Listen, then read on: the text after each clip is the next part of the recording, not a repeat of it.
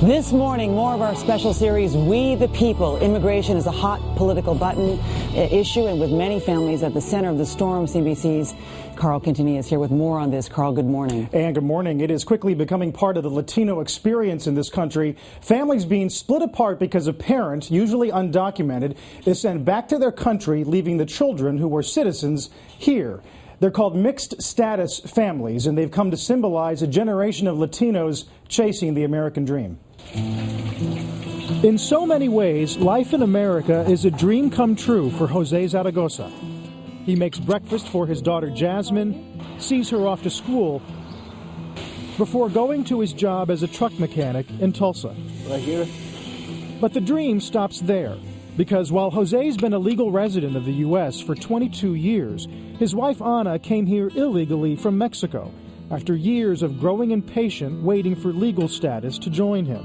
She snuck into the country. They had 2 more children. And when they finally went to the immigration office hoping for leniency in 2005, Ana was jailed, deported, and barred from returning to the U.S. for life. She now lives in Mexico. I know I broke the law, but I did it to be with them, to be with my husband, with my kids, to give them a better life and not live in this environment.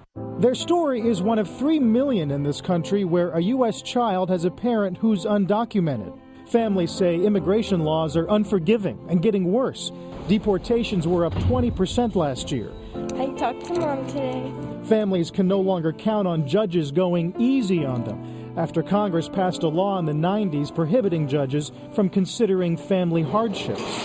What was happening in Washington, D.C.? That's why Jasmine, an otherwise normal junior high school student, has lived with her family intact for only 6 of the past 15 years. I'm a teenager. I need somebody to fight with. She helps me a lot. She's like my best friend. I love her.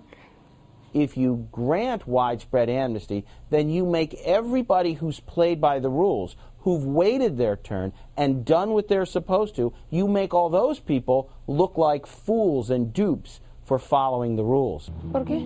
Families who didn't follow the rules, like Leslie Munoz's, now pay the price. At 19, barely out of high school, she's the head of the household after her parents, Abel and Zulma, were deported 2 years ago.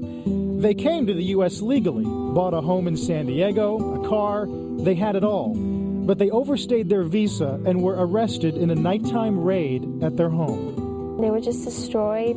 I understand that criminals have to be deported maybe, but they weren't criminals. They were good citizens that just wanted a better future. Go pack your bags so we could leave. Leslie takes care of her siblings, rents out most of the house to pay the mortgage. Hello. To visit their parents, they travel by bus to the Tijuana border, cross over, and try to spend the weekend as a family.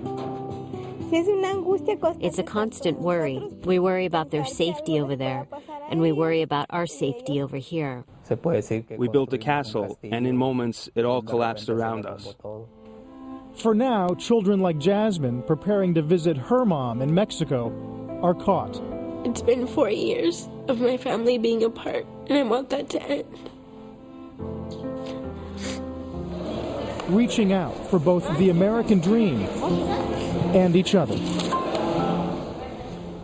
And with the immigration debate raging, many people will say these families simply broke the law. Others will say they made a gamble that only a parent can understand, trying to move their kids somehow, Anne, into the American middle class.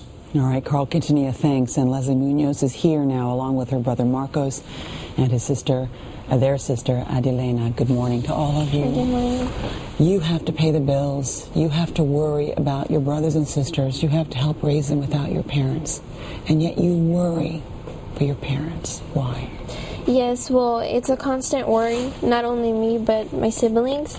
We're very worried about my parents being in Mexico because every time just the criminal status is getting higher and higher.